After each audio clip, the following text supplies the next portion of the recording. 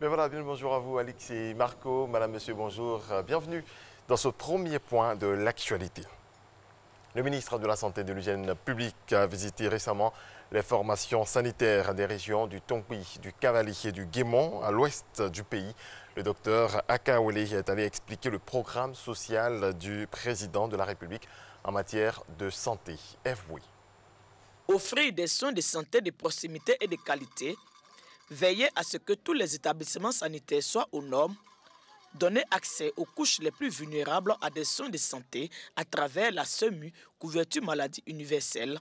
Tels sont les objectifs de cette tournée d'explication du programme social du gouvernement en matière de santé. Une tournée entreprise par le ministre de la Santé et de l'Hygiène publique à l'ouest du pays. Centre hospitalier régional CHR de Mans dans la région du Tongui. Le ministre Akaole s'imprègne des réalités de fonctionnement de cet établissement sanitaire de référence. Après Mans, Cap-sur-Guiglo, chef-lieu de la région du Cavali. Tous les services du centre hospitalier régional sont passés au peigne fin. Enfin, pour clore cette journée, c'est l'hôpital général de Diokwe dans la région du Guémon qui reçoit la tutelle. Cette tournée d'explication vise à faire l'état des lieux de l'existant afin de mieux orienter les perspectives de développement. Le gouvernement fait de gros efforts au niveau du ministère de la Santé en termes de construction, de réhabilitation et d'équipement. Aujourd'hui, j'ai pu vous dire que plus de 833 milliards de francs sont prévus pour les 3 années à venir, 2019, 2020, 2021. Dans ces conditions, il est bon que le personnel soit mobilisé, car c'est bien le personnel qui va apporter la valeur ajoutée. Pour ce qui est de la couverture maladie universelle, les choses se précisent. En GSI, le programme n'est pas contrarié. Les établissements sanitaires seront aux normes d'ici là. La nouvelle PSP est prête à fournir les médicaments et bien entendu, nous avons les compétences en matière de personnel de santé. Donc nous sommes prêts pour l'échéance qui a été donnée. Prêt pour relever tous les défis, le message du ministre est bien perçu. Aujourd'hui, il y a beaucoup de centres de santé. Il y a de nouveaux centres qui viennent d'être érigés en l'hôpital. C'est-à-dire qu'on va chercher à améliorer le plateau technique. La couverture maladie universelle, ça vient. Tout le monde doit bénéficier des soins. Les citoyens lambda qui se trouvent ailleurs. Donc, c'est tout à fait normal qu'on les mette aux normes. Donc, si on a du matériel, le personnel est là, je crois que c'est bon pour la communauté. Tous les établissements sanitaires visités ont reçu chacun un important lot de matériel médical. Le directeur général de la Sodexam, Société d'exploitation et de développement aéroportuaire, aéronautique et météorologique, en visite technique à l'aéroport de San Pedro. Objectif, s'imprégner des réalités de l'aéroport. Sam Conan.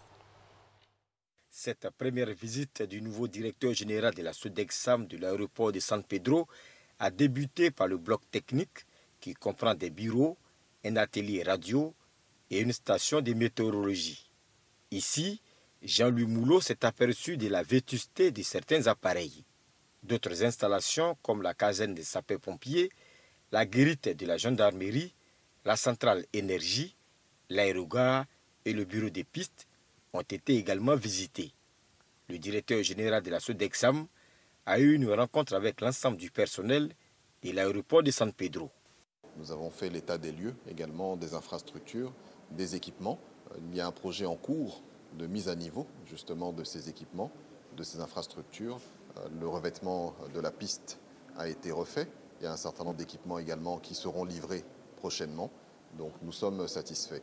Il y a un certain nombre de difficultés évidemment qui ont été soulevées par les agents en termes de formation continue, de formation initiale également des agents qui travaillent à l'exploitation de cette plateforme aéroportuaire. Nous avons également des préoccupations exprimées en termes de sécurisation de cette plateforme.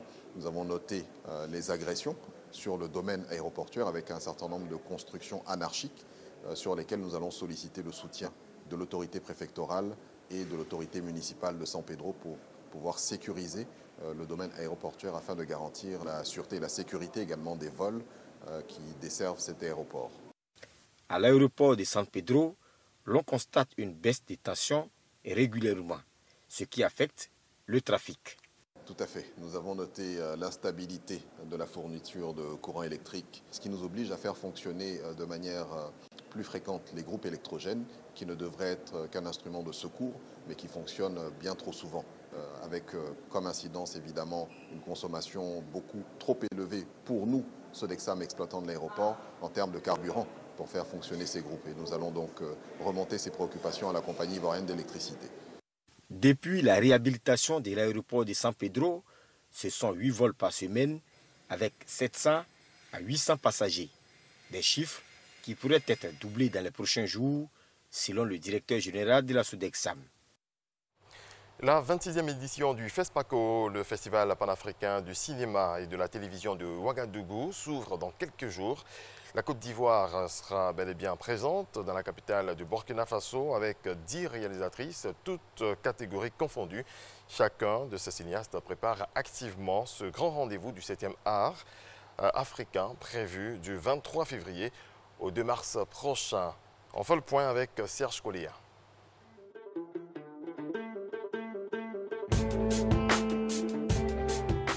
C'est une jeune passionnée de production que nous rencontrons en plein tournage dans la commune de Cocody. Meliou Akreloba est la réalisatrice de la série télévisée Blog. Blog est une série télé qui parle d'une maman à la retraite qui s'ennuie et qui décide de devenir une blogueuse. Donc elle ouvre un blog et elle commence à parler de tout ce qui se passe autour d'elle.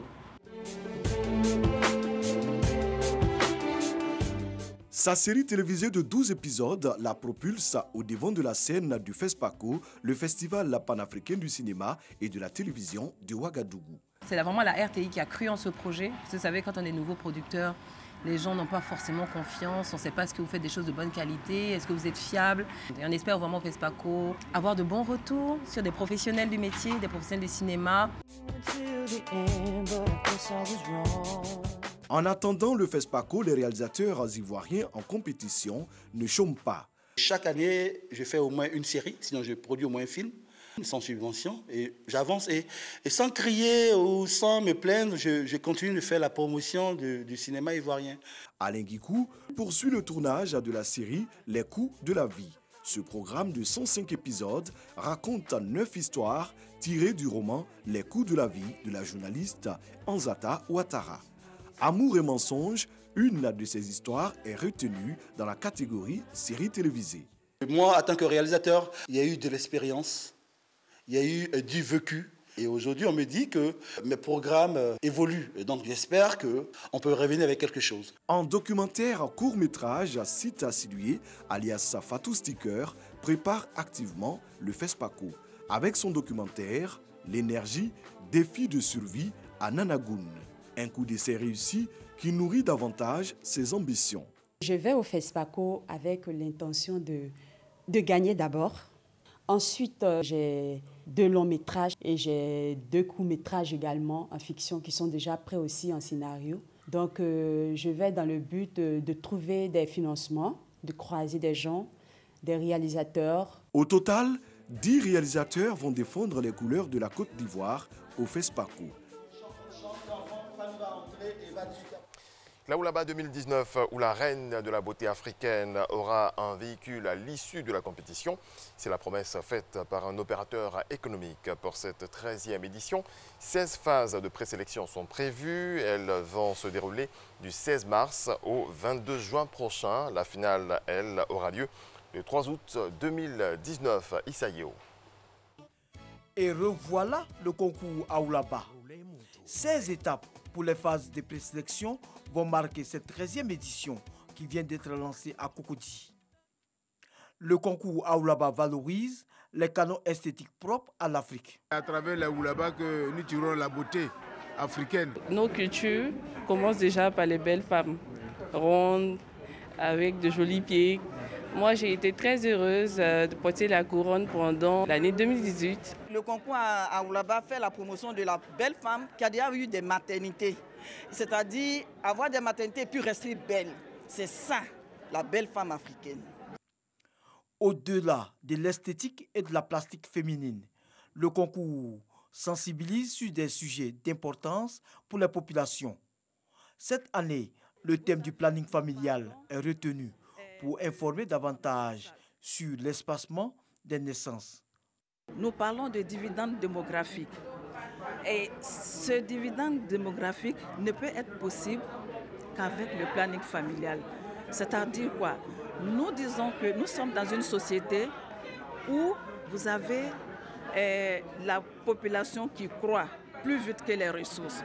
Alors, si nous ne maîtrisons pas cette population, quelles que soient les ressources dont nous disposons, il sera difficile pour nous, n'est-ce pas, de satisfaire les besoins de nos populations. Créé en Côte d'Ivoire, le concours Aoulaba fascine des personnes au-delà des frontières. Ça renforce le statut de femme dans la société. Et la deuxième chose, je pense que ça promouvoit la culture ivoirienne, la culture africaine. Nous avons offert 2 billets pour ceux qui vont gagner pour une semaine à visiter la Terre Sainte en Israël. Pour cette 13e édition, une surprise de taille attend l'heureuse gagnante. Un opérateur économique promet une voiture à l'Aoulaba 2019. Les présélections sont prévues du 16 mars au 22 juin 2019. La finale se déroulera le 13 août prochain. Voilà, merci à toutes et à tous de votre attention. On se retrouve tout à l'heure à 6h30 pour le développement de l'actualité africaine.